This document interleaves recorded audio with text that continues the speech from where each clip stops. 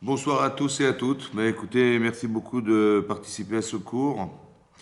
On va donc parler ce soir, évidemment, de Rosh Hashanah, puisqu'on se rapproche jour après jour de la fête de Rosh Hashanah. On va essayer de réfléchir à partir des textes du Rambam.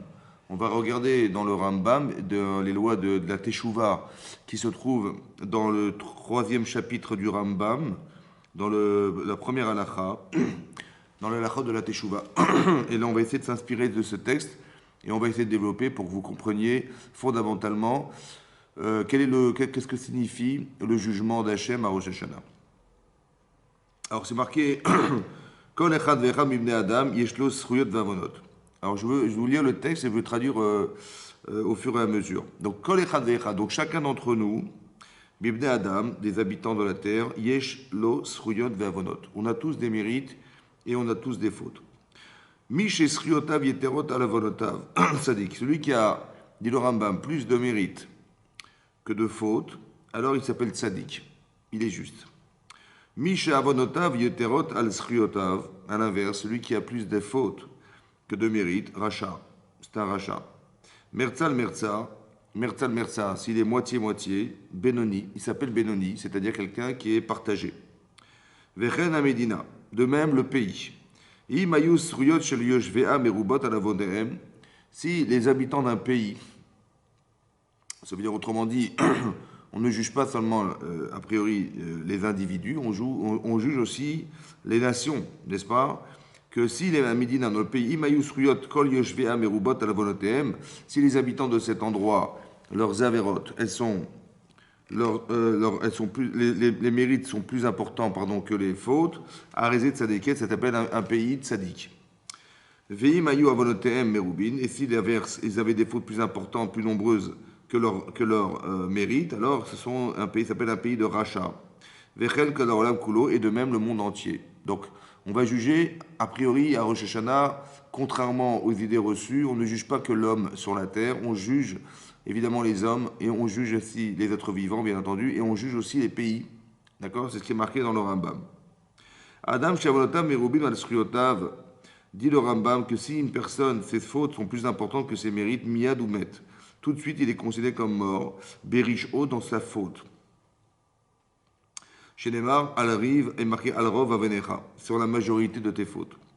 Vechen Medina, de même un pays, chez avonoteha merubin, dont les fautes sont plus importantes, alors miyad hi ovedet, elle se détruit tout de suite. Chez Neymar, zarakat zdom va'amora kiraba. Vous voyez, dans la paracha de Vayera, c'est marqué que Hachem a entendu Zarakat, Zdom Vamora, les cris de Sedom Vamora. Donc les cris, ça fait référence à la souffrance à la faute, des gens qui font subir des souffrances. Et donc Hachem il a dit, Rabat, elle est trop nombreuse et il a décidé de détruire cet endroit. Vechen kol haolam kulo, de même le monde entier. Imayu avolotem merubim misriotem, si on considère que le monde est plus dans la tendance de faute que de mérite, alors Miyad en Nishtratim, ils sont tout de suite détruits. Chez les Mar, Vayar Hashem Kidar Kiraba Rata Adam, a vu Hashem combien était grande la faute de l'homme. Veshakulze Shikulze. Maintenant, ce Shikul, ça veut dire ce calcul, ce poids, ouais, des misvot et des averot, et non les féminines azechuyot. Le rabbin précise, attention, le calcul, il n'est pas fait selon le nombre, la quantité des misvot et des averot. Et là, les figodlan, selon la taille, c'est-à-dire, et c'est ça qui est très important d'entendre, que le jugement d'Hachem, il ne se fait pas sur la comptabilité des misvot et des averot. Parce que quelqu'un pourrait dire, voilà, c'est simple, voilà, j'ai toute la comptabilité de toute l'année. Chaque jour, j'ai un carnet, je marque tout ce que je fais. Voilà. Bah, le matin, je fais la prière, je mets les tefilines, je mets mon talit, je mets la tzaka, etc., etc. Et puis bon, voilà, des fois, il m'arrive de faire ça et de faire ça dans des fautes. Et donc, on pourrait croire qu'en fait, c'est un cumul, l'addition, c'est une comptabilité. Quoi. On pourrait croire que c'est une comptabilité. Le Rambam l'explique que non, en fait, c'est pas ça. C'est les figots de l'âme. En fait, c'est la taille des fautes, c'est la taille, l'intensité qu'on met dans la mitzvah et l'intensité qu'on met dans les fautes. Et il explique le Rambam. Il y a des mérites qu'on peut avoir. Quelqu'un, imaginez-vous, il a rendu service, il s'est endetté pour quelqu'un, pour l'aider financièrement, etc. La mitzvah qu'il a faite, largement compensatrice de beaucoup de fautes qu'il a pu faire. Ouais, il y a des mitzvot, on met beaucoup d'intensité, ce qu'on appelle être Moser Nefesh, on donne sa vie pour ça des fois, et donc cette mitzvah, elle a un poids extraordinaire aux yeux d'Hachem, et elle peut compenser, ouais, dans l'équilibre des fautes, beaucoup d'avérotes. Chez les Mar, il y a un Nimsa Davartov. Ve'eshavon shu keneged kamasriot. Et l'inverse aussi, chas shalom, quelqu'un il peut faire une avéra extrêmement grave avec tout le plaisir qu'il a de la faire et contre Hachem et tout ce que vous voulez. Et ça, hein, ça peut chas shalom, ouais, compenser, contrebalancer beaucoup de mitzvot. D'accord? D'accord, c'est ça qui est marqué dans le Rambam. Ve'eshavon shu keneged kamasriot chez les mar, chote echad yavet tova arbe. Ven shuklim ela bedarto shel kel deot. En fait, vous comprenez que ce calcul, il est impossible de faire pour nous. Parce que personne ne peut savoir l'intensité qu'on met dans les mitzvot en compensation des fautes. C'est un calcul impossible. Et donc le seul qui sait, c'est Hachem. Veu yodea, orvim, orchim asruyot, comment on peut mesurer les mérites keneged avodot face à Averot. Alors on va déjà réfléchir à ce que le Rambam dit. Le Rambam explique que à Rosh Hashanah, oui, en fait, il s'inspire d'une Gemara dans Rosh Hashanah Tetzain. La Gemara dit Amar Rabbi Kruspedai. Rabbi Kruspedai dit là-bas qu'il y a 3 livres ouverts devant Hachem à Rosh Hashanah. Slosha Sfarim, il y a 3 livres ouverts devant Hachem à Rosh Hashanah. Il y a le livre des Tzadikim, le livre des Benonim et le livre des Rishaim. D'accord? Donc il y a le livre des Tzadikim, le livre des Benonim, des gens qui sont partagés, et le livre des Rishaim. Et là-bas, Tosfot explique, il dit que si le Benoni, c'est quelqu'un de partagé. Donc le tzaddik, c'est quelqu'un qui n'est pas partagé. Oui, il suffirait simplement que il soit au-dessus de la moyenne. Ça veut dire au-dessus du Benoni. D'accord? Et le rachat, c'est l'inverse. Il est juste en dessous du Benoni. Au-dessus de celui qui est partagé. Il y a un type qui fait une mitzvah, une avera, une mitzvah, une avera. Et lui, il est au-dessus, il est en dessous, au-dessus de ça. Donc, ce qu'on appelle un rachat, c'est quelqu'un qui, de façon majoritaire, il est considéré comme quelqu'un qui fait des fautes.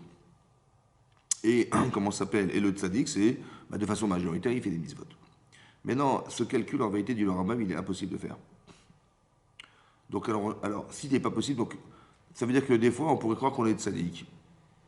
Ouais, on dit, bah voilà, je suis rassuré, j'ai une kippa sur la tête, j'ai des tzitzit sur moi, j'ai une barbe qui mesure 50 cm, je fais la tfila, je fais les mitzvot, je fais la staka, je fais tarat mishpacha, je fais kashrut, je fais tout ce que vous voulez. Voilà.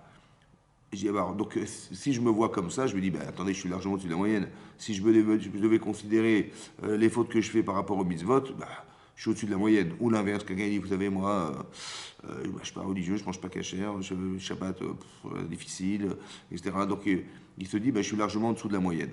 Le Rambam d'expliquer que ce n'est pas une comptabilité, ce n'est pas un cumul, en fait, de mérite et de comment vous dire, et de fautes. Non. C'est en fait, c'est plus dans la qualité de ce que vous faites. La qualité, ça, on ne sait pas mesurer ça. Ça veut dire que quand on arrive à Rosh Hashanah, ce que la Rambam ramène ici, que c'est majoritairement comme ça, pas mesuré exactement, nous on croit que ça dépend des gens. Qu'est-ce que tu fais dans ta vie? Des fois je fais des mitzvot, des fois je fais le contraire, des fois Alors je dis, je suis un type partagé, je suis un Benoni. En fait, j'en sais rien. L'autre, tu dis, c'est un rachat, j'en sais rien du tout. Je suis un tzaddik, j'en sais rien. Pourquoi? Parce que c'est très possible qu'il y ait des gens qui ne sont pas dans la Torah, mais ils font des trucs exceptionnels et qui vont largement compenser les avérotes. Ou l'inverse, des gens qui sont dans la Torah et qui font des avérotes sont tellement graves proportionnellement à ce qu'ils sont, c'est un hil ou la chef tellement énorme qu'on pourrait croire que Bachamaïm, c'est grave ce qu'ils font. Autrement dit, on arrive à Rosh Hashanah, qu'est-ce qu'on est alors? Ce calcul qui est fait, marqué dans la Mishnah, qui est marqué dans le Rambam, c'est une chose qu'on ne sait pas faire. Donc, si on ne sait pas calculer, le seul qui sait, c'est Hachem. Donc, qui est-ce qui peut prétendre qu'il est tzaddik à Rosh Hashanah? Personne. Qui c'est qui peut prétendre qu'il est rachat? Personne. Qui c'est qui peut prétendre qu'il est moyen? Personne. Donc, alors, on est quoi? On n'en sait rien. C'est ça un peu la difficulté du jugement d'Hachem. C'est qu'il n'y a que lui qui sait, vous comprenez? Donc, on est bien embarrassé, parce qu'on ne sait pas. Vous comprenez? On ne sait pas ce qu'on est. On ne sait pas comment Hachem va nous juger. Est-ce qu'on est des tzadikim, des rishaïm, on n'en sait rien. Et il y a un point d'interrogation qui est extraordinaire ici. C'est ça que le Rambam nous dit là. D'accord? Le seul qui sait faire ce genre de calcul, c'est Hachem. Ça veut dire que... Et ça peut expliquer beaucoup de choses. Ça peut expliquer pourquoi il y a des très très grands de la Torah qui vont faire la prière à Rosh Hashanah. Selon ce que dit la Mishnah, Rabbi Kruspedai, il y a 3 livres ouverts devant Hachem. Bah, le type, je sais pas moi, le gadolador, des gens qui étudient toute la journée, ils font que des mises-votes, ils font que des mises-votes toute la journée. Bah, ils se considéraient comme au-dessus de la moyenne, donc ils n'ont pas, ils ont pas à se casser la tête. Qu'à quoi ça sert d'aller faire la prière, à quoi ça sert d'aller à Kippour, à quoi ça sert d'aller à Rosh Hashanah, ça sert à rien, puisqu'ils sont largement au-dessus de la moyenne. Donc le Rambam dit clairement, ils sont scellés pour la vie. Qu'est-ce qu'on a besoin de se casser la tête? Et bien on voit que c'est faux. D'accord? C'est faux pourquoi? Parce qu'en fait, on ne peut pas savoir. Et donc, on ne peut pas juger, on ne peut pas juger. Il n'y a que lui qui peut juger. Donc, on arrive à Rosh Hashanah et on ne sait pas. En fait, ça explique aussi une Gemara. C'est qu'il y a une Gemara dans Brachot. Il y a une Gemara dans Brachot d'Afkafret, la Gemara dit là-bas, que Rabbi Yochanan ben Zakkai, qui était Rabbi Yochanan ben Zakkai, pour vous donner un peu une idée de ce qu'était Rabbi Yochanan ben Zakkai, la Gemara il y a une Gemara dans Souka d'Afkafret aussi. La Gemara dit là-bas qu'il est la Zaken, il avait 80 élèves. Shmonim Talmidim, 80 élèves. Il avait 30 élèves qui pouvaient recevoir la Shekhinah, la présence divine comme Moshe Rabbeinu. Bon. Il avait 30 élèves qui pouvaient arrêter le soleil comme Yoshua Benoun. Et 20 élèves moyens. Bon. Le plus grand d'entre eux, c'était Rabbi Yonatan ben Uziel. Et le plus petit d'entre eux, le plus faible, c'était Rabbi Yochanan ben Zakkai. Mais Rabbi Yochanan ben Zakkai, il connaissait Maaseh Merkava, ça veut dire qu'il connaissait tout le Zohar. Il connaissait Avayot d'Avayi Verava. Il connaissait tout le Shas, tout le Talmud. Il connaissait les Sichot Shel Shelim. Il comprenait le langage des démons, le langage des Kelim, des palmiers, Malach HaSharet, des anges. Voilà, ça c'était Rabbi Yochanan ben Zakkai. Et c'était le dernier, le plus faible des élèves de Hillel Zaken. Et la Gemara a dit sur lui, donc c'était un gadolador, c'était quelqu'un d'énorme. Et la Gemara dans Brachot, elle raconte sur lui qu'à la fin de sa vie, il a vu ses élèves rentrer et il a commencé à pleurer. Puis la Gemara raconte que ses élèves ont dit, mais Rav, pourquoi vous pleurez? Il a dit, je ne sais pas où je vais. Yeshli shne drachim lefanai. J'ai deux chemins devant moi. Un qui m'amène au Gan Eden, parce que je sais ce que j'ai fait dans ma vie, et un qui m'amène au Guinam, parce que je sais aussi ce que j'ai fait dans ma vie. Veini Yodea, et dit Rabbi Yochanan ben Zakkai, je ne sais pas, Be'ezeh derech molichimoti, vers quel chemin on m'amène. Je ne sais pas où je vais aller. Maintenant, on parle de Rabbi Yochanan ben Zakkai, qui était le Gadol, c'était le plus grand de la génération. On est après le Chorban Abayit. C'était lui le Gadol Ador. Et il dit, je ne sais pas où je vais. Alors c'est lui, c'est pas. Hein. Alors nous, comment on va savoir? En vérité, il n'y a pas de question, parce que personne ne sait. Personne ne sait en fait. Parce que ce n'est pas la quantité des mises-votes, ce n'est pas la quantité des avérotes, c'est à quoi tu penses. Ouais, il faut être mitkaven iboula shamaïm, mais ça, on ne sait pas ça. On ne sait pas calculer ça. Pour ça que jusqu'à la fin de sa vie, on ne saura jamais. Pour ça qu'on implore Hachem de nous faire vivre. D'accord? C'est pour ça qu'il faut bien comprendre que le din de Rosh Hashanah, le jugement d'Hachem, il va être fonction de quelque chose que j'ignore. Ça peut aussi expliquer la Rakedat Yitzhak. Pourquoi on lit la naissance de Yitzhak dans la prière de Rosh Hashanah? Quand on fait la Kriyat Torah, on va parler de la naissance d'Yitzhak et on va parler de la Rakedat Yitzhak, de Avraham la Rakedat. Mais qu'est-ce que ça a à voir avec Rosh Hashanah? En fait, déjà, à premier abord, on peut dire, de prime abord, on peut dire que Avraham Avinu, on lui dit, écoute, prends ton fils, sacrifie-le. Bon, sacrifie-le, je n'ai pas compris. Un Ben Noach, il n'a pas le droit de tuer les gens. Ouais, l'Otir Tsar, ça fait partie des 7 commandements qu'Hachem a interdit de transgresser à des gens qui sont des gens des nations. Et Avraham Avinu, c'est un Ben Noach. Et Hachem, il dit, tue ton fils, sacrifie-le. Bon, c'est interdit ça. À part ça, Avraham, il s'est battu toute sa vie contre des gens qui faisaient des sacrifices d'enfants. Et là, il lui dit, Hachem, fais exactement l'inverse de ce que tu as dit toute ta vie. À part ça, il lui dit, tue cet enfant, ok, donc sacrifie-le, ok. Mais d'un côté, il lui a dit, dans Parashat Vayera, il lui a dit, écoute, lève les yeux vers le ciel et tu verras les myriades d'étoiles, voilà ta descendance. Il dit, mais je ne comprends pas, si je tue cet enfant en le sacrifiant, et que c'est mon unique enfant, il est marqué Yechidecha, ton unique enfant, je n'aurai pas d'autre, je ne vois pas comment je vais faire pour avoir une descendance pareille. Après ça, Hachem lui dit, écoute, tu l'enfant que tu aimes. Bah, écoute, à part ça, l'enfant qui est Yitzhak, bah, c'est lui qui va normalement être, comment vous dire, la raison d'être du clan Israël, puisque après Abraham et Yitzhak, après Yitzhak et Yaakov, Yaakov, c'est lui de lui qui va, à partir de Yaakov que va se créer le peuple juif. Donc quand Hachem il demande à Abraham de sacrifier cet enfant, il lui demande de sacrifier sa vie, quoi. De sacrifier tout ce qu'il a réalisé dans le passé, tout ce qui va être au présent, et tout ce qu'il aspire à. Il a aspiré toutes les prières qu'il a faites pour avoir cet enfant avec sa femme.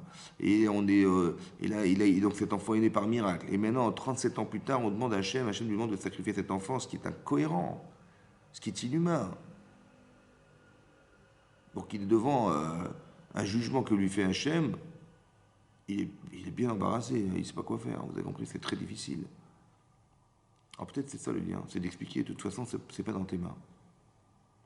Ça veut dire qu'il faut que tu aies de la Emouna, il faut que tu sois Ma'amin Bachem, il faut que tu saches demander à vivre, c'est ça.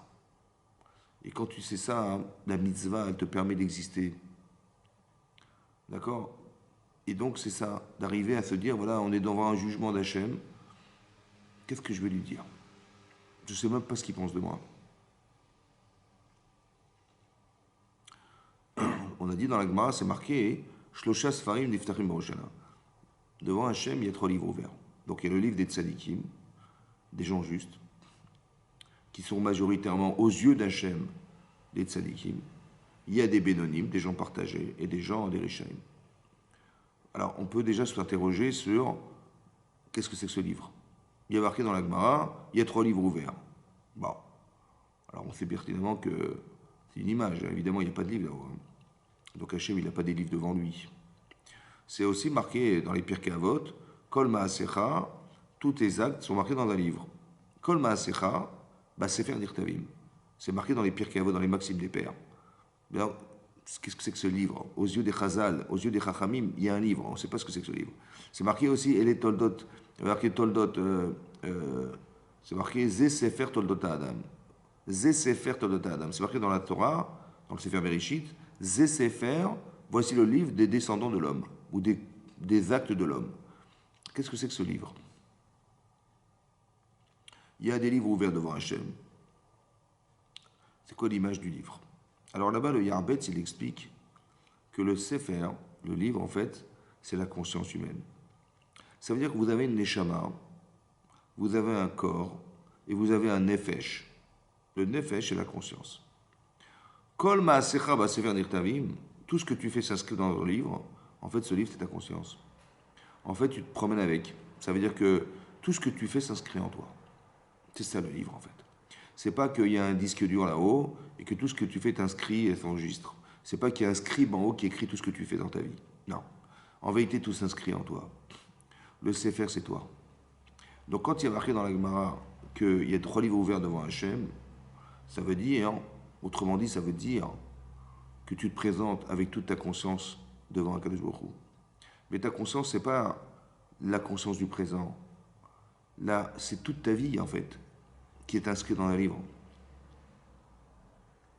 Qu'est-ce que ça veut dire toute ta vie? Ça veut dire que tout ce que tu as fait dans ta vie et toutes les influences du passé et tous les choix du passé, toutes les expériences du passé, tout ça c'est toi. Voilà. Ça veut dire que ton âge, c'est la concentration de toutes les expériences de ta vie, au présent. Ça veut dire que si vous devez vous imaginer, c'est que ce que vous êtes à la seconde où je vous parle, c'est la concentration de toute votre vie, en fait, qui est votre livre. Parce que qu'est-ce que c'est qu'un livre? Un livre, c'est un volume, c'est un espace. Un livre, il y a des pages, c'est le temps. Un livre, il y a un contenu, c'est le contenu de votre existence. Et il y a un message. Et le message, c'est celui que vous devez vivre. C'est ça. C'est pour ça que dans la prière, on dit Kodvenu besefer achaim. Inscris-nous dans le livre de la vie. Kodvenu, écris-nous besefer tzadikim v'chassidim. Dans le livre des tzadikim et des chassidim. Écris-nous dans le livre de la Géoula. Écris-nous dans le livre de et de et de et de. C'est quoi cette ktiva besefer? C'est quoi cette écriture? Qu'est-ce qu'on demande à Hachem d'inscrire? En fait, c'est l'aspiration qu'on a. On veut être inscrit quelque part. On veut inscrire dans notre vie future quelque chose qui va nous amener à changer. Je veux être un tzaddik. Je veux être un tzaddik comme Noach était tzaddik. Je veux être un chassid comme Abraham a développé le chesed, la bonté. Je veux avoir ce cœur d'Abraham Avinu. Je ne serai jamais Abraham Avinu. Je veux tendre vers ce qu'était Abraham Avinu. Quelqu'un qui, lorsqu'il a fait la Brit Mila après 3 jours, c'était très très douloureux. Hein. Il avait encore envie de recevoir des gens. Avec la chaleur qui l'accablait, parce que ce jour-là il faisait très très chaud, et quand bien même, malgré la douleur et malgré la chaleur, il avait envie de faire une mitzvah, celle de recevoir des gens chez soi, l'hospitalité, ce chesed-là, au-dessus de la nature. Parce que quelqu'un qui est malade, quelqu'un qui est souffrant, quelqu'un qui a trop chaud, il est exempté de la mitzvah. Mais lui, il ne pouvait pas. C'était pas possible. Il ne pouvait pas s'exempter. Pas parce qu'il ne pouvait pas, c'est qu'il ne voulait pas. C'était pas possible. Tellement il a développé ce chesed. Chassid. C'était un chassid. En fait, qu'est-ce qu'on demande? On demande d'atteindre des niveaux qui nous permettent de ressembler à ces personnages de la Torah. Je veux être un tzaddik, inscris-moi dans cette vie-là. Je veux être un chassid, je veux un jour, je me suis préparé toute ma vie à accepter la Géoula. Inscris-moi dans ce livre-là. Inscris en moi la capacité d'atteindre ce que tu te promets à toi, Hachem, d'apporter la Géoula dans le monde. Je veux faire partie de ces gens-là. C'est ça, Kodvenu besefer achaim. Kodvenu besefer gil avishua. Ça veut dire que la conscience que nous avons, en fait, eh ben, on se déplace avec. Et on se présente devant Hachem. C'est ça les livres. Donc qu'est-ce que fait Hachem, en fait? En fait, il n'a pas besoin d'aller chercher très loin, parce que la photo qu'il a en face de lui, ben, c'est la photo de toute notre vie. En face de lui. Le résultat de toute notre vie est présent le jour où Hachem, il nous regarde à Rosh Hashanah. Maintenant, quand on dit dans la Tfila, Ayom Aratolam, aujourd'hui on est le jour de la création du monde, Ya'amid Bishpat, Hachem il se tient dans le jugement. Voilà. Alors on dit, vous savez, à Rosh Hashanah on se fait juger.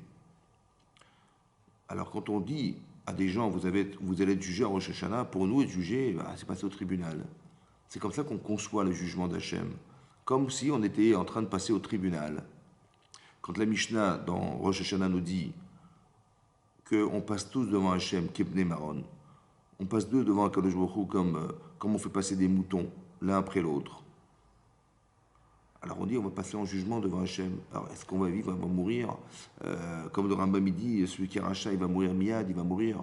On a du mal à comprendre qu'on va être jugé, ça veut dire est-ce qu'on va être jugé entre la vie et la mort? C'est-à-dire est-ce qu'on va mériter de vivre? On va être gracié, on va dire, ou bien on va être condamné, Chasvé Shalom. Alors on a du mal à comprendre, c'est quoi ce jugement d'Hachem? C'est quoi la mort dans la Torah? C'est quoi la vie dans la Torah?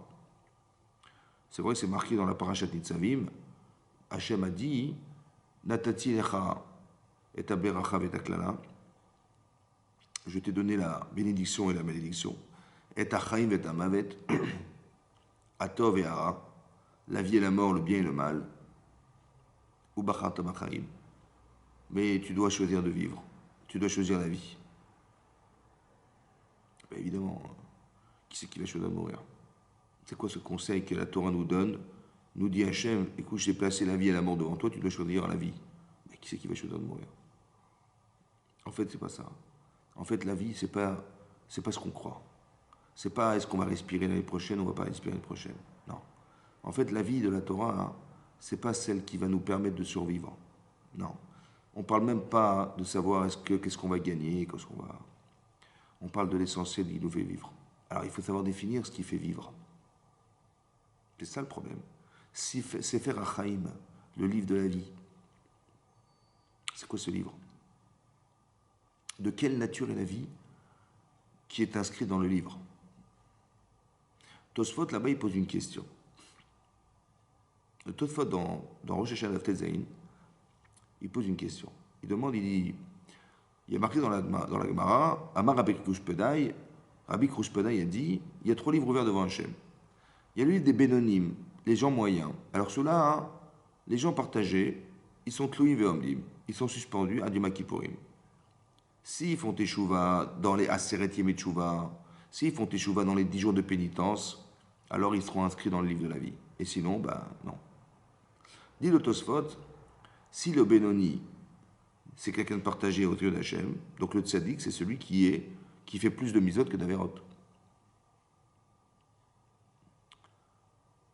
Le problème, c'est que s'il fait plus de misot que d'Averot, il va vivre. Et s'il est considéré comme faisant plus d'Avera que de mitzvah, il va mourir. Il demande Tosfot, il dit je comprends pas. Il y a des gens, ils sont connus pour être des grands Réchaïm. Je sais pas, imaginez-vous Hitler, voilà, Hitler en 1944. Voilà. Imaginez-vous Hitler en 1944, il avait déjà tué environ une 40aine de millions de personnes, oui, dans les guerres, parce qu'au final il y a eu 60 millions de morts dans les guerres qu'il a organisées dans toute l'Europe. Indépendamment du génocide juif, 6 millions, il y a eu 20 millions, 27 millions d'Allemands, je crois, il y a eu 20 millions de Russes, c'est énorme parce qu'il y a eu des vrais massacres. Hein. Donc il a dans sa conscience des morts par millions, par millions. En 1944, Hitler, il a vécu avec Hitler, il a vécu. Hein. Ça veut dire qu'il s'est suicidé en 1945. Mais en 1944, il a bien vécu. S'il a vécu toute l'année, ça veut dire qu'Hachem, il a jugé, selon la Gemara, qu'il était un tzaddik à Rosh Hashanah. Et il y a des gens qui étaient des grands tzaddikim en 1944. Et eux qui ont été déportés dans les camps de concentration. Et ils sont morts. Et ils faisaient beaucoup de mitzvot, ces gens-là. Alors on va dire que Hachem, il a jugé que non, c'était des Réchaïm à Rosh Hashanah, puisqu'ils sont morts dans l'année, en 1944. Tout ça dit, mais c'est pas cohérent. Donc c'est quoi la vie et la mort? C'est quoi ce livre de la vie et de la mort? Est-ce que ça veut dire ils vont vivre, ils vont pas vivre? Est-ce qu'ils vont se mouvoir, ils vont se déplacer? Et ceux-là, ils vont pas se déplacer, ils vont être enterrés? C'est ça le pshat? C'est ça le sens des pshat? Non. Vous avez compris que c'est pas ça du tout. Toutefois, t'expliques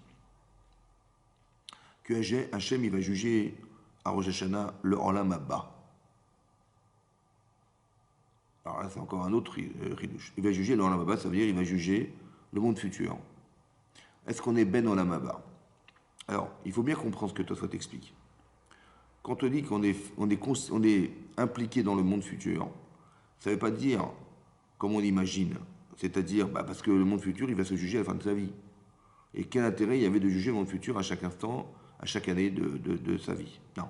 En fait, le Olam Abba, c'est de savoir, est-ce que Hachem, il va voir en nous, est-ce qu'on est apte chaque année à pouvoir rentrer dans le monde futur?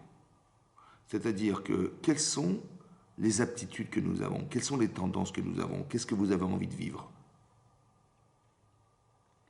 Quand on parle de vie, en fait, c'est pas la vie sur Terre, c'est qu'est-ce qui nous permettra de vivre plus tard. Les gens qui sont décédés, par exemple, on va dédier l'étude de la Torah pour l'élévation de leur âme. Bon, vous pouvez envoyer de l'argent, hein, ça passe pas. Vous pouvez, je sais pas moi, vous pouvez leur envoyer des photos dans le ciel, vous envoyer des photos des appartements à vendre, bon, ça passe pas, ça n'intéresse pas. Par contre, si vous faites une mitzvah et vous dites les Ilou Nishmato pour l'élévation de l'âme de cette personne, eh ben là, ça le contente. Ça veut dire que l'âme où elle se trouve, il n'y a que les mitzvot qui l'intéressent. Donc, en fait ce qu'on imagine être un jour à 120 ans, en fait, est déjà présent. Puisque toute la raison pour laquelle on est là, il ne faut pas se tromper, c'est de se réaliser dans les mitzvot. Mais est-ce que se sont concernés par cette question? Oui, parce que c'est marqué dans les Pirkei Avot. Haolam hazé, domé les proches d'or. Vous savez, ce monde, il ressemble à un couloir. Et au bout de ce couloir, il y a une porte. Et au bout de cette porte, derrière cette porte, il y a un palais. C'est le monde futur. En fait, il faut être capable d'avoir la clé pour ouvrir la porte. Donc il faut savoir qu'on est là pour atteindre ce monde. Est-ce qu'on en a conscience? Est-ce qu'on est des gens concernés par le monde futur? Est-ce que ma vie, elle est... Est-ce que je construis un corps où ma vie, elle est capable... Je suis capable dans ma vie de mettre une âme dans ce corps? On travaille tous les jours, on s'occupe de nos enfants, on se préoccupe de notre parnassa, etc., etc. Et on se rend compte, en fait, qu'on a du mal à consacrer du temps pour l'étude de la Torah, pour se réaliser dans les mitzvot. Alors que c'est l'essentiel pour lequel on est là. C'est ça qui est fou, quoi. Ça veut dire qu'on se rend compte que euh, est-ce qu'en vérité, je veux vivre ou je veux survivre? Est-ce que je veux vivre? Vivre, ça veut dire est-ce que je veux me réaliser dans la mitzvah, je veux retrouver Hachem dans ma vie, ou bien pas du tout. Non, je me prends en tête, moi je travaille, vous savez que le matin je pars au boulot, je reviens le soir, je vois un film à la télé, et je recommence tous les jours et tous les jours et tous les jours, c'est comme ça. Jusqu'à ce que j'arrive à la retraite. Et à la retraite, j'espère que j'aurai le temps de faire autre chose. Bon, après, est-ce que j'aurai les compétences? Est-ce que j'aurai la capacité mentale, la physique de pouvoir me réaliser dans ma... Ouais, je fais ce que je peux, vous comprenez, je sais pas. En fait, on se rend compte que la vie passe, et des fois même on stagne dans sa vie, sans pouvoir évoluer quelque part, et on se rend compte qu'au final, il ne faudrait pas qu'on regrette en fait ce qui s'est passé. Est-ce qu'on a construit nos vies pour vivre? Vivre, ça veut dire, est-ce que vous avez l'impression que ce que vous faites peut avoir un sens et qui vous amènera un jour à mériter le monde futur? C'est ça qu'Hachem va juger. C'est ça le livre de la vie. C'est ça que Hachem dit, il faut choisir de vivre. Choisir de vivre, c'est la chose la plus compliquée en fait. Parce que, parce que quand on est en faute, c'est ça en fait qui nous détruit. On le comprend socialement, on le comprend économiquement, mais en vérité, c'est très proche de la spiritualité. Parce que quelqu'un qui est égoïste, il est seul en fait. Bien sûr qu'il est entouré, bien sûr qu'il a sa femme, ses enfants, son travail, ses amis, mais dans l'égoïsme de sa vie, en fait, il se rend compte que les gens ne sont pas heureux autour de lui.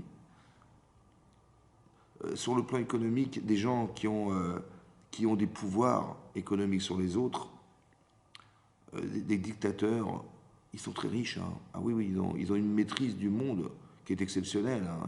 Ou de leur pays qui est exceptionnelle.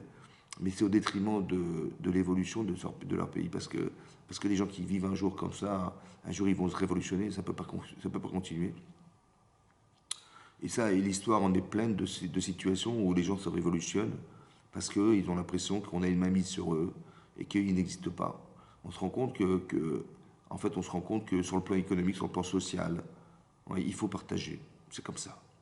Et des endroits où on a partagé, ouais, imaginez-vous, je sais pas moi, rappelez-vous, un homme s'appelait Saddam Hussein, qui était le président d'Irak. Il y avait quand même de l'argent. Hein. Je veux dire, il était quand même la deuxième puissance de production de pétrole au Proche-Orient. Après l'Arabie Saoudite, c'était lui. Hein. Donc il y avait beaucoup, beaucoup d'argent. Qu'est-ce qu'il a fait de ça? Il a gardé pour lui dictature. Voilà, dictature. Maintenant, qu'est-ce qui reste de son pays? Qu'est-ce qui reste de tout ça? Il ne reste rien. Pourquoi? Parce que la Havera, c'est l'égoïsme. La Havera, la faute, c'est l'indifférence. Et quelqu'un qui est capable d'assassiner ses propres gendres parce qu'il a eu peur d'un soi-disant complot contre lui, ses filles ont été veuves parce qu'il a eu peur. Ça veut dire que dans sa tête, il y a une balance. D'un côté, ses filles sont veuves, d'un côté, il y a son pouvoir. Et dans le doute, il préfère tuer ses gendres et rendre ses filles veuves que de perdre son pouvoir. C'est dramatique. Hein. Mais ça, c'est la Vera, ça. Quand on dit la Vera, elle tue, ça veut dire que la personne, est-ce qu'elle est vivante?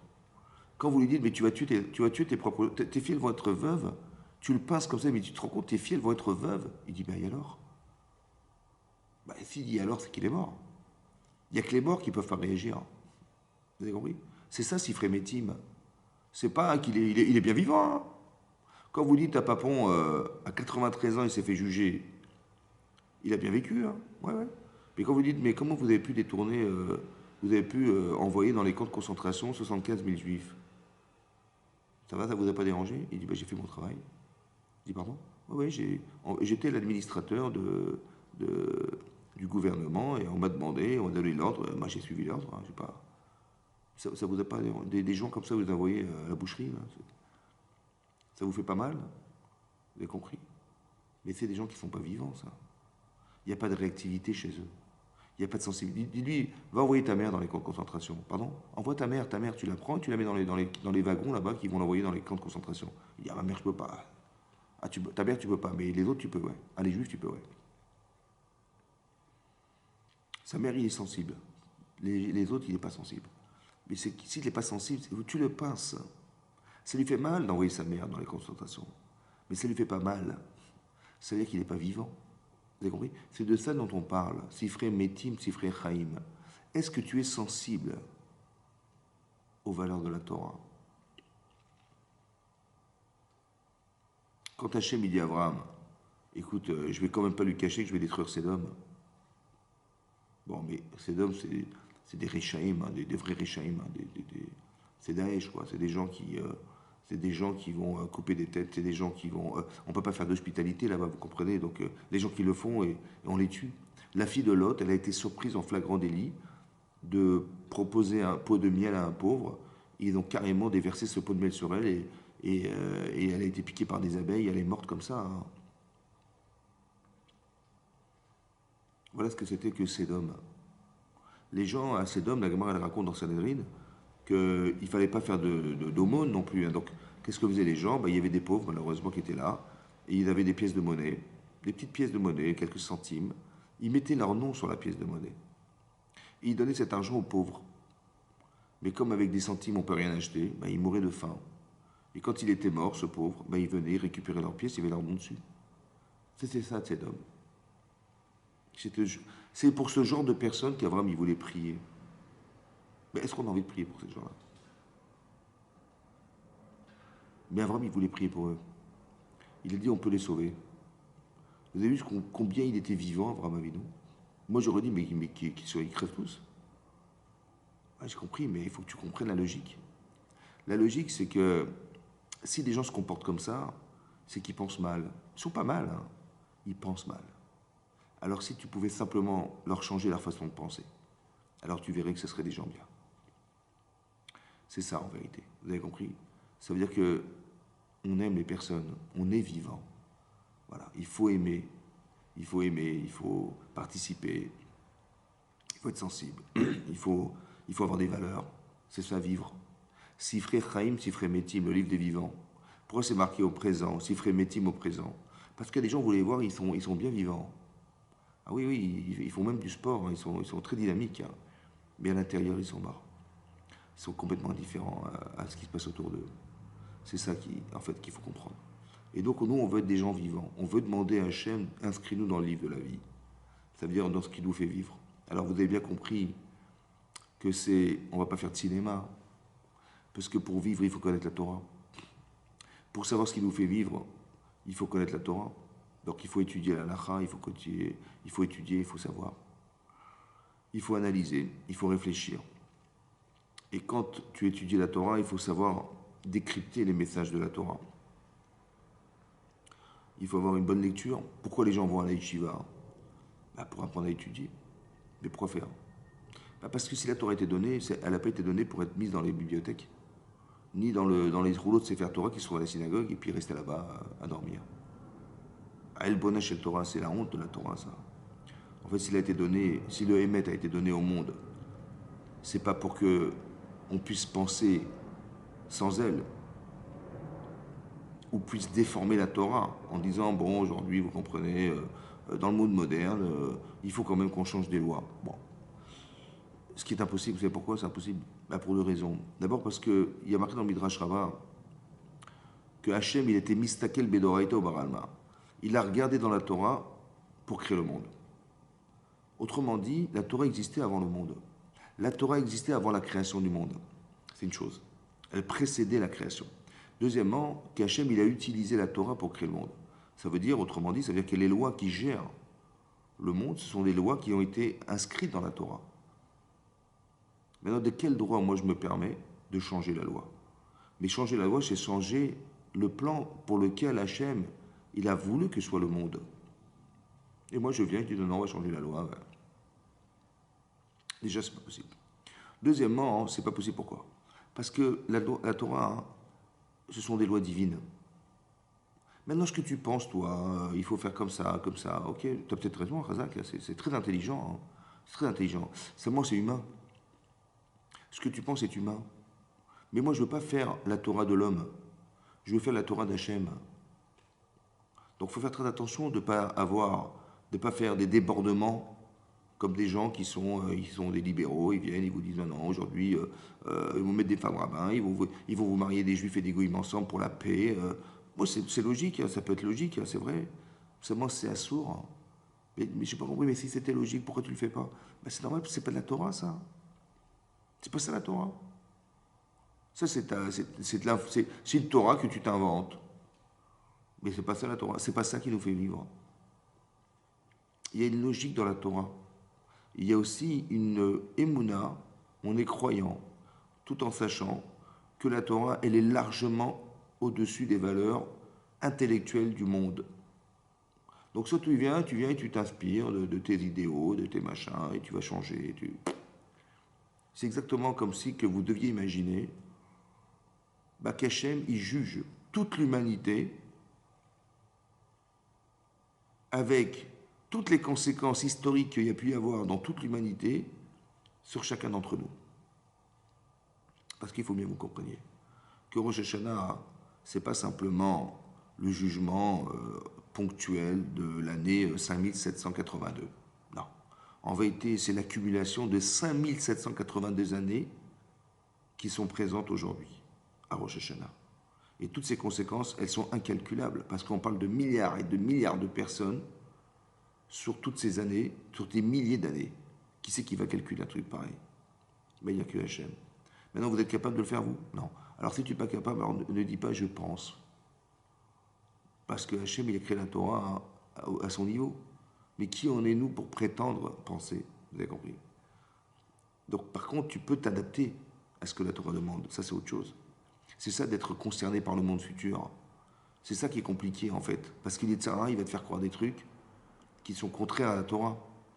Alors, il faut que tu vives. Sifrei Chaim. C'est ça, la différence. J'ai pas envie de mourir, moi, j'ai pas envie de faire des choses contraires. J'ai pas envie de croire que c'est moi qui ai compris ou c'est moi qui ai raison au détriment de la volonté d'Hachem.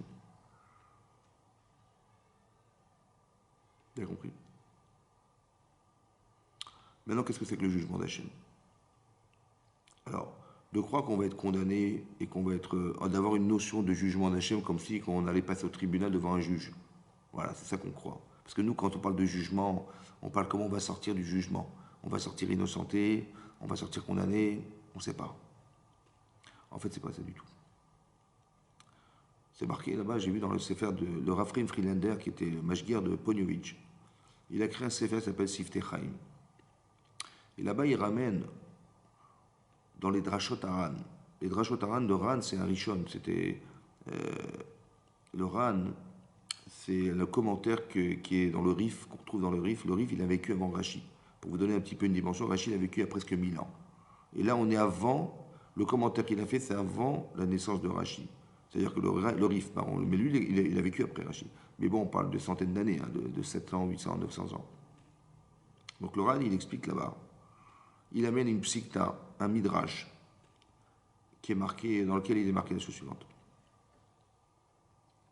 Vous savez que le monde a été créé le 25 Elul.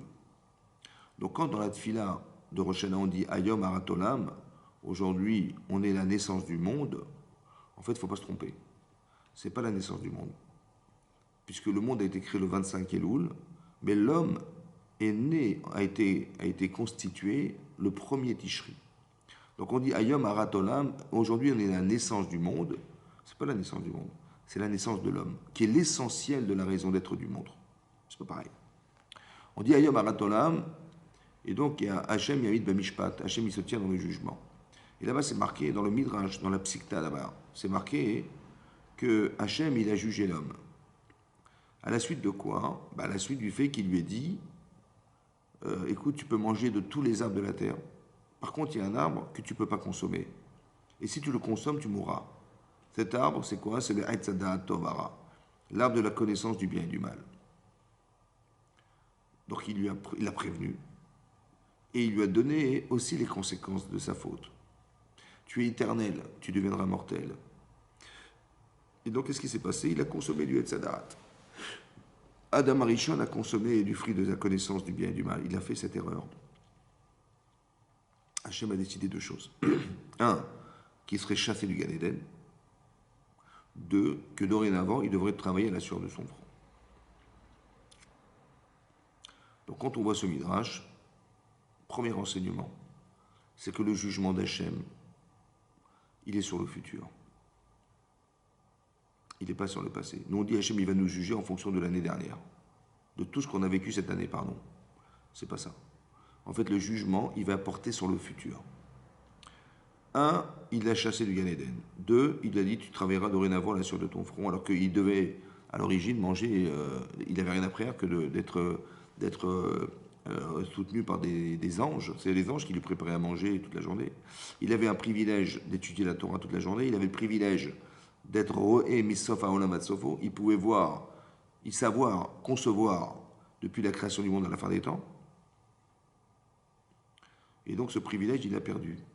Il a été chassé du Gan Eden. Il a été chassé du monde, du jardin d'Éden. Il a été chassé, il a plus la même connaissance qu'il avait au départ. Et il a dû dorénavant travailler la sueur de son front. Quand on lit ce Midrash, on dit, Dieu l'a puni. Voilà, il n'était pas content, il dit, sors d'ici, je ne veux plus te voir, et dorénavant, je ne te donne plus à manger, tu vas te nourrir toi-même. Voilà ce qu'on imagine être le pshat, le sens littéral du texte. Mais là-bas dans le Midrash, c'est marqué que de la même manière que Adam Arishon, Yatzad et Bedimus, il est sorti libre. Libre. Alors je jugerai chaque être vivant sur la terre à la date où j'ai jugé Adam Arishon. Et ils sortiront Bedimus, sortiront libres. On a du mal à comprendre c'est quoi cette liberté-là. Quelle liberté? Il a été puni. Il a été puni d'être sorti du Gan Eden. Il a été puni de devoir travailler dorénavant à la sueur de son front. Il est où la liberté? Le Rav Friedlander, il explique comme ça. Il faut comprendre, et je vais vous faire un petit détour pour que vous compreniez. C'est marqué dans Shir HaShirim, Ani le Dodi vedodili aroe bashoshanim. Ani le Dodi, je suis pour mon bien-aimé, vedodili, et mon bien-aimé pour moi, aroe bashoshanim, le berger dans les roses. Là-bas, c'est marqué partout en fait, même dans les Mishnah Berurah, dans la Halacha, c'est marqué que Ani, les Dodi, Vedodili, c'est les Rachetevot. Les premières lettres des mots composent le mot d'Elul. Ani, Aleph, les Dodi, Lamed, Vedodi, Vav, Li, pour moi, ça fait Elul. Mais vous avez vu que moi d'Elul, c'est la proximité qu'on a avec Akadosh Baruch Hu. Ani, les Dodi, je suis pour mon bien-aimé. Il faut que vous sachiez qu'Hachem, ce n'est pas un bourreau. Hachem, ce n'est pas un juge. Hachem, c'est ton Dodi, c'est ton bien-aimé. Ça veut dire qu'il faut réfléchir et se dire, l'introduction, c'est ça que je voulais vous dire, qu'il faut réfléchir à ce qu'a décidé Hachem comme quelqu'un qui nous aime. Donc, ce n'est pas une punition. Comme quelqu'un qui nous aime, comme vos parents vous aiment, on dit Avinu Malkenu, on dit d'Hachem qu'il est notre père. Mais Hachem, ce n'est pas votre papa. Par contre, il y a une notion de père que vous avez développée avec vos parents et que vous retrouvez chez Hachem. C'est ça la notion de père. Mais si vos parents vous aiment, et si vos parents vous jugent, et même si vos parents vous condamnent, vous savez pertinemment que c'est pour votre bien. Mais Hachem, c'est sans limite que c'est pour ce bien. Parce que Hachem, il est notre père, mais il est largement notre père au-dessus de la notion de père que vous avez de vos parents. Hachem, il nous aime à l'infini. Donc il faut retraduire le Midrash et d'expliquer que c'est pour le bien d'Adam Arishon qu'il est sorti du Gan Eden. Parce que manifestement, là où il se trouve, il n'arrive pas à tenir, il faute. Alors Hachem, il dit, si tu n'es pas capable de soutenir l'intensité du Gan Eden, alors il vaut mieux pour ton bien de sortir d'ici. Mais d'essayer de te réaliser ailleurs pour revenir au Gan Eden. Puisque tu fais un acte d'intérêt personnel, alors il vaut mieux que tu sois dans un monde où les intérêts sont conjugués avec ta vie, pour que tu puisses revenir ici et choisir de vivre sur le Gan Eden, dans le Gan Eden. Donc chasser Adam Arishon Gan Eden, ce n'est pas une punition. C'est comme un enfant, il est dans une école, dans sa classe, avec des gens très très brillants. Bon, et lui, il n'arrive pas à s'en sortir, il coule parce qu'il est toujours le dernier de la classe, et il n'arrive pas à s'en sortir. Alors les professeurs vont dire, écoute, je suis désolé, ça ne te rendra pas service d'être là, puisque manifestement, tu n'arrives pas à soutenir le rythme de la classe. Alors on va te mettre dans une classe où il y a des gens à ton niveau. Donc quand on le sort de la classe, c'est pas pour le punir. Quand Hachem il sort Adam Arishon du Gan, c'est pas pour le punir, c'est pas qu'il est fâché, qu'il a transgressé sa parole, il dit mais tu m'as pas écouté, machin, je suis pas content, et tu sors dehors. Non. C'est que là où tu te trouves, manifestement, c'est trop dur, tu n'arrives pas à supporter ce niveau. Ça, c'est une chose. Deuxième chose. Hachem, il dit à Adam Arishon, écoute, tu peux manger de tous les arbres de la terre. Par contre, le Etz Hadaat Tovara, si tu le manges, alors celui-là, hein, tu mourras. Donc il sait que c'est Hachem qui lui a transmis cette information, il le sait. Et il sait aussi que sa vie en dépend. Tu es éternel, tu risques de perdre l'éternité. Bon, sa femme Chava, elle l'influence au point de le dissuader de manger le Tzeda'at. Il mange le Tzeda'at. Il mange ce fruit de cet arbre. Mais j'ai pas compris. C'est Hachem qui t'a dit. C'est-à-dire que tu mets en balance. Tu mets ta femme d'un côté qui te dit, écoute, ça serait intéressant que tu manges, voilà, on va être comme Hachem, on va construire des mondes, etc. etc. C'est très intéressant, c'est abordable, c'est justement, là, voilà, c'est là. Et Hachem, il te dit, non, ne mange pas, et si tu manges, tu meurs. Tu mets ta femme d'un côté et tu mets Hachem de l'autre. Tu mets la mort et tu mets l'éternité. Et Adam, il a choisi de mourir et de ne pas écouter Hachem, comment c'est possible? Vous savez ce qu'il a manqué? Il a manqué la conscience qu'il avait d'Hachem. Parce qu'il le sait, évidemment qu'il le sait. Mais est-ce qu'il est conscient de cette valeur? Est-ce qu'il est conscient de ce que représente Hachem dans sa vie? Mais manifestement, l'intérêt qu'il avait d'écouter sa femme était plus important que le fait de respecter Hachem. C'est-à-dire qu'il n'y avait pas cette conscience profonde qu'Hachem est là. Alors qu'est-ce que lui dit Hachem? Eh bien, tu vas la construire par le travail. La difficulté de vivre, de manger dorénavant la sueur de ton front. Pourquoi c'est difficile? Parce que tous les paramètres qui vont te permettre d'exister, en fait, ne sont pas dans tes mains. Ben, quand tu es un agriculteur, il faut labourer la terre. Bon, la terre est fertile, pas fertile, ça ne dépend pas de toi. Est-ce qu'elle va être dure à creuser? Ça ne dépend pas de toi. C'est la terre. Ensuite, tu vas semer. Maintenant, tu vas semer, mais il peut très bien arriver que les oiseaux, ils vont consommer toutes tes graines. Et toute ta vie, tu pourras jamais manger parce que les graines que tu plantes, elles sont consommées en permanence par les oiseaux qui se baladent. Tu contrôles pas, c'est dur. Hein. Ok, donc qu'est-ce que fait Adam Arishon? Il va prier pour que la terre soit suffisamment meuble pour créer des sillons. Mais non, ça marche pas, il n'arrive pas. Alors il prie Hachem, je t'en prie Hachem, je t'en prie Hachem. Et puis finalement, ça a marché. Après qu'il ait prié, ça a fonctionné. Il dit merci Hachem, merci. Il a semé, les oiseaux sont venus, ils ont mangé ses graines. Il a dit, mais je t'en prie Hachem, c'est pas possible. Comment je vais faire pour que ça plante? S'ils viennent manger mes graines, et il prie Hachem, je t'en supplie Hachem, qu'ils aillent manger ailleurs. Et effectivement, ils ont mangé ailleurs. Et là, il attend. Il attend quoi? Il attend qu'il pleuve. Il ne pleut pas. Il n'y a aucun nuage. Il dit, je t'en prie Hachem. Hachem, je t'en supplie, il faut qu'il pleuve, parce que sans eau, ça ne pourra jamais pousser. Et les nuages se rassemblent et il pleut. Il dit, ah, merci Hachem, ah, merci. Etc., etc. L'hiver, rude par rude, la sécheresse, pas la sécheresse, les tempêtes, pas les tempêtes. Il va de chaque fois prier. Les animaux qui ne vont pas manger ces plantes qu'il a plantées, les herbes sauvages qui vont pousser autour, qui vont étouffer ces herbes non plus, etc. Il va prier tout, il va prier. En fin de compte, il va arriver, il va récolter son blé, il va le mettre dans des granges, il va le laisser sécher. Les graines vont sécher, il va récupérer ces graines séchées, il va faire de la farine avec, il va faire des farines avec, il va faire son pain avec. Mais le pain, en vérité, n'est que le résultat de tout le travail, de toute la sueur, de toute la émouna. Il peut manger grâce à Dieu maintenant. Parce que s'il n'avait pas prié, ça n'aurait pas marché. Si Hachem n'avait pas écouté sa prière, ça n'aurait pas marché. Vous avez compris qu'il a créé une conscience par le travail de l'existence d'Hachem. Et maintenant qu'il peut manger grâce à Dieu, il ne peut pas trahir Hachem. Si maintenant sa femme lui dit, écoute, le Hatzadat, on n'y va pas, il lui dit, mais tu plaisantes, c'est plus possible. Parce que c'est grâce à Dieu qu'on mange aujourd'hui. C'est grâce à Dieu qu'on a une parnassa. C'est grâce à Dieu que vous avez compris. Et donc ça veut dire qu'il faut savoir traduire. Le Midrash, il expliquait que tout ça, c'était les Tovato. En quoi c'est une Tova? Parce que la conscience qu'il a développée par le travail lui permet aujourd'hui de ne plus fauter. C'est ça. Donc ça veut dire que Hachem, ce que propose Hachem dans le jugement, vous avez compris dorénavant, que ce que Hachem va juger, c'est pour nous faire vivre.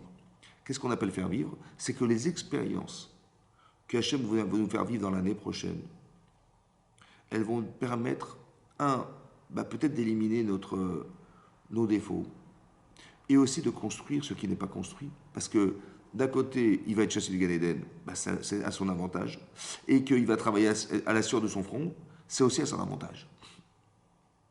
Seulement, il y a deux façons de le voir. Et c'est pour ça qu'il faut faire attention au jugement d'Hachem. Il y a un autre problème maintenant, c'est est-ce que je vais comprendre ce qui va m'arriver? Mettez-vous à la place d'Adam Arishon. Il entend d'Hachem lui disant, tu peux sortir d'ici. Quelle frustration il a dû avoir et quelle midote il faut avoir pour accepter ce qui arrive. Tu deviendras, dorénavant, tu assumes ce que tu as fait, tu deviendras mortel. Comment il va l'assumer? Il dit, avant tu étais nourri par des anges, c'est fini maintenant, tu vas travailler à la sueur de ton front. Comment il va l'assumer? Comment il va le comprendre? Comment c'est décrypté dans sa tête? Il pourrait penser, comme nous on a pu croire, que c'est une punition, qu'en fait il est banni, qu'il est châtié du monde futur, Hachem ne peut plus le voir, comme des gens vont vous dire, comme des gens qui vont mal vous expliquer la Torah, comme les chrétiens on peut comprendre que Hachem nous a bannis, vous avez compris, Adam Arishon il a été puni, il a été chassé du Gan Eden. Mais ce qui est faux, complètement faux. En vérité, ce qu'Hachem propose, ce ne sont pas des problèmes. Moi, je croyais qu'Hachem, il a posé un problème. Quel problème? Tu sors d'ici. Ah ouais, c'est un problème. Tu vas travailler. C'est un problème, travailler sur son front, c'est un problème. C'est pas un problème. La vie n'est pas un problème. La vie, c'est une solution. C'est moi, est-ce que tu vois la solution? Est-ce que tu traduis ce qui t'arrive comme étant quelque chose de dur à vivre ou quelque chose qui va te permettre de vivre? Et c'est ça le problème. Est-ce qu'on est capable de comprendre? Est-ce qu'on est outillé pour comprendre? Mais sans l'étude de la Torah, c'est impossible. Parce que qu'est-ce que vous allez comprendre? Si vous n'étudiez pas la Torah, vous allez comprendre comme un des martels qui va dire Dieu ne m'aime pas, et puis est-ce que Dieu existe, et avec ce qui se passe, avec ce qui nous arrive. Non, il faut arrêter de regarder ce que vous vivez.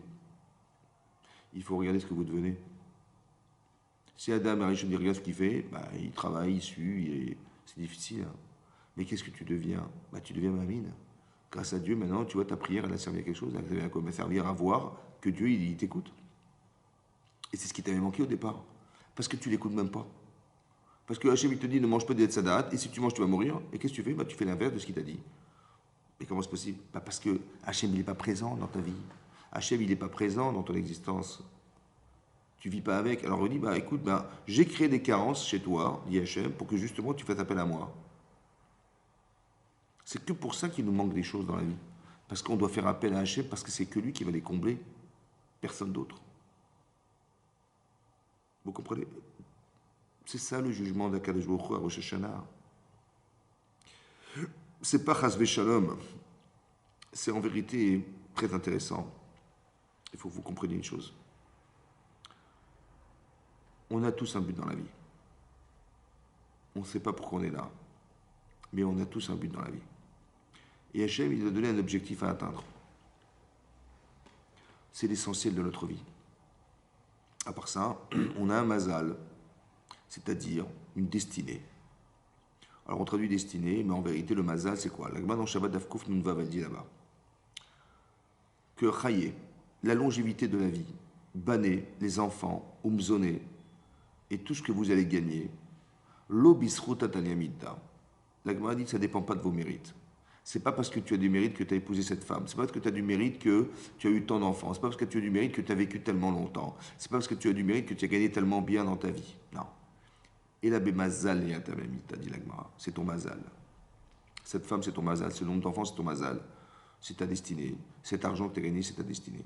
Mais il faut savoir que le mazal, il accompagne un but. On a tous un but sur Terre. Et le but que vous avez chacun personnellement est irremplaçable. Personne ne pourra faire ce que vous devez faire. Même Moshe Rabbeinu, il ne peut pas vous remplacer. D'accord? Vous êtes essentiel dans le projet divin. Vous faites partie de ce qu'Hachem a choisi que soit dans le monde. Mais vous avez un but personnel qui vous engage. À part ça, il y a un projet personnel, mais il y a un projet divin. Ça veut dire que vous allez faire des mitzvot. Qu'est-ce qu'Hachem il va faire avec? Je ne sais pas. C'est divin. Par exemple, Yosef, il va se retrouver avec la femme de Potiphar. Ça fait 1 an qu'elle lui court après, la femme de Potiphar. Ça fait 1 an qu'elle se change 3 fois par jour. Ça fait 1 an qu'elle essaie de le séduire. Ça fait 1 an qu'elle essaie d'avoir une relation avec lui. Et lui, il est vite, il échappe, il est truc. Un jour, il se retrouve seul avec elle. Elle l'attrape par son vêtement. Vayanos, il s'est sauvé. Vayitsar Routsa. Il est sorti dehors. Donc ça veut dire qu'il y a l'épreuve de Yosef, bah, c'est de résister à la tendance, à la jante féminine. Voilà, c'était son épreuve. Il fallait qu'il arrive à résister au désir de tromper cette femme, de tromper son mari. Voilà. Il ne fallait pas qu'il aille avec une femme mariée, c'est interdit. Il a résisté. Donc c'est son épreuve personnelle. C'est marqué dans le Midrash, dans Tehilim. Il y a un Midrash dans Tehilim qui explique le passouk qu'on le dit dans le Hallel. C'est marqué Ra'a Ayam Ayanos. Elle a vu la mer, elle s'est sauvée. Explique le Midrash, de quoi il s'agit? Il s'agit de la mer qui va s'ouvrir devant les Bnei Israël qui sont acculés devant la mer après la sortie d'Égypte. Il y avait 3 millions de personnes, hommes, femmes et enfants. Ils sont là, bloqués entre la mer, les Égyptiens et le désert. Les Égyptiens arrivent. Ils ont crié vers Hachem. Et là-bas, il est marqué l'eau, la mer s'est ouverte. Mais c'est marqué Ra'a Yam Ayanos, dit David Ameler dans Tehilim, elle a vu la mer, elle s'est sauvée. Dit le Midrash, Vayanos, elle s'est sauvée, Mipne Anas, parce qu'il s'est sauvé Yosef. Est-ce que vous imaginez que l'objectif de Yosef, c'est d'éviter cette femme, d'éviter la faute? Qu'est-ce qu'Hachem il a fait avec cette Avera qu'il a évité? Vayanos Mipne Anas, il a ouvert la mer Rouge. Le projet divin, vous avez compris?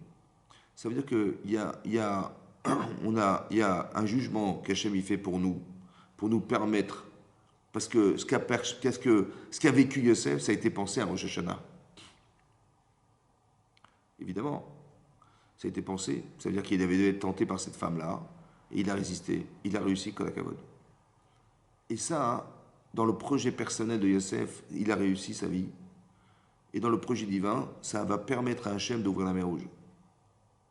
Vous avez compris? Quand Hachem dit à Abraham, fait la Brit Mila, et au bout de 3 jours, il est en grande souffrance, et Hachem il lui rajoute la chaleur, et Abraham il a envie de faire du chesed, de faire l'hospitalité, et dans la difficulté qu'il a, il trouve personne dans la rue, Hachem il envoie les anges, il court vers eux, il leur donne à manger, il leur donne à boire, il les rafraîchit à l'ombre d'un arbre. Et donc il a fait une mitzvah, Abraham Avinu. Il a fait la mitzvah d'hospitalité. C'est son tachlit, c'est son but. C'est un homme de chesed. C'est son objectif dans la vie. Maintenant, qu'est-ce que fait Hachem avec? Dit la Gemara de Bamsia, d'Afpezaïn. Bisrout Shlosha, Zaroulé Shlosha. Il a donné à manger, alors on a pu manger dans le désert pendant 40 ans. Il a donné à boire un peu d'eau, on a pu boire pendant 40 ans dans le désert. Il les a mis à l'ombre d'un arbre, on a eu les colonnes de nuée qui nous ont protégés dans le désert pendant 40 ans. Le projet personnel, projet divin. Vous avez compris que quand Hachem il juge, en fait, il juge pour le bien. Il juge pour qu'on puisse se réaliser dans sa vie. Ça va? C'est pareil, vous devez dire, Yosef, il a l'audace et l'arrogance de raconter son rêve devant ses frères. Qu'est-ce que fait Hachem? Ben, il le fait chasser de sa maison. Il va quitter la maison, Yosef. Il va être vendu esclave par ses propres frères. Il va se retrouver en Égypte, un pays corrompu. Il va rester 10 ans en prison, plus encore 2 ans en prison. Mais ça a été jugé à Rosh Hashanah, tout ça. Mais pourquoi faire? Pourquoi il a été chassé? Pourquoi il a été vendu? Pourquoi par ses propres frères? Pourquoi il était en prison? Il n'a rien fait, il est innocent. Bah, tu as une façon de voir, de dire, bah, c'est un rachat. Hachem, il l'a puni. Ou bien tu dis non. En vérité, entre le moment où il a raconté son rêve et le moment où il se retrouve devant Pharaon, et Pharaon lui dit, écoutez, j'ai fait un cauchemar, j'ai personne qui m'explique. En fait, l'explication, il l'a, Yosef. Il pourrait se vanter de nouveau et dire, mais vous savez, je vais tout vous expliquer. Je suis un grand psychanalyste. Mais je vous expliquerai qu'à condition que vous me permettiez de sortir de prison. Voilà ce qu'il aurait pu faire. Il aurait pu se mettre en avant, comme il a fait quand il a raconté ses rêves à ses frères. Il a dit non, Biladaï, vous savez, c'est pas moi. Hachem, Yahane et Shalom Paro. C'est Hachem qui va faire le shalom, qui va vous expliquer votre rêve. Vous avez compris la différence? Mais ça, jamais de sa vie, il aurait pu le dire. Mais ça a été jugé quand? À Rosh Hashanah. Ça veut dire qu'il a été vendu esclave parce qu'un esclave, il ne peut pas se vanter de faire quelque chose. Tu vas faire de ta vie quelque chose sans te vanter d'être. C'est ça l'esclavage. Mais c'est ça, donc ce n'est pas une punition. C'est un réparateur psychologique de défaillance humaine. C'est pareil, la prison c'est pareil, tout ça c'est pareil. Ça veut dire qu'en vérité, il a atteint un niveau d'humilité que jamais de sa vie il aurait pu atteindre s'il n'était pas passé par toutes ces étapes dans sa vie. Mais quand est-ce que ça a été pensé, ça? Ça a été pensé à Oshala. Je vous parle de difficultés. En vérité, mais dans les bonheurs, c'est pareil. Il m'arrive quelque chose, j'ai gagné de l'argent, j'ai gagné ma vie, je vois mes enfants réussir, je vois ma femme épanouie, je vois mais ça, c'est des brachot, ça. Mais ça a été jugé à Rosh Hashanah, est-ce que tu vas comprendre ça? Le jugement d'Hachem, il n'est pas condamnation, c'est pas une condamnation. C'est pas non plus une gratification. C'est nous permettre de vivre la vraie vie, ça va? De faire des mitzvot, de s'engager dans la vie de la Torah. C'est ça. Parce que tu vas arriver au Lamaba, il faut bien que tu arrives au Lamaba, comment tu vas faire? Alors c'est ça qu'Hachem y juge, c'est ça que dit Tosfot.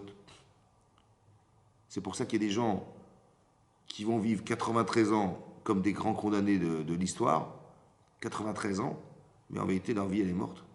Aucune sensibilité, aucune... C'est ça, le Sifrei Chaim, Sifrei Metim. Est-ce que tu veux vivre? Est-ce que tu veux que ta vie soit pleine de vie? Est-ce que tu veux avoir des satisfactions dans ta vie? Est-ce que tu veux exister? Est-ce que tu veux être sensible? Est-ce que tu veux... Demande à Hachem. Kotvenu besefer hachaim. Je veux, c'est ça que je demande à Hachem. C'est ça, tu peux être l'avocat, ton propre avocat devant Akadosh Baruch Hu. Tu peux l'être, ouais. Tu dis, mais c'est ça que je veux, moi. Je veux ça. Et c'est ça que je dis. Code Venu Besefer Achaim. Code Venu Besefer Tzadikim. Écris-nous dans ce livre. Lequel? Le livre de ta conscience. Le livre de l'année prochaine. Le livre de ce qu'Hachem va te proposer l'année prochaine de vivre. C'est ça que je veux, moi. Je veux plus de shiurim, je veux plus de Torah. Je veux être conscient quand je vais à la Beth Knesset que je ne rentre pas dans une salle de... Si c'était une bibliothèque, on ne parlerait pas ici.